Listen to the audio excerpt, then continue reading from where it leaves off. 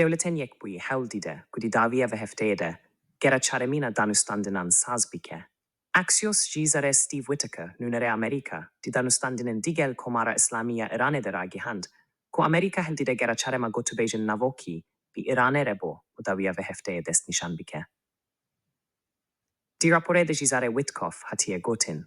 Eger ev axaftin çênebe, tenê sedema wê de bîbe sefera serok bo Rojhilata Navîn.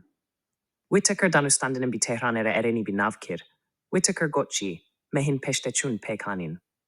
Ez hêvî dikim ku pêvajo diriya rast de biçe. Serokomar dixwaze ku ev pîrskirek bi rêya dîplomatîk çareser bîbe. Eger mimkûn be, ji ber vê yekê em ê her tiştî bikin da ku ev pêvajo bimeşe.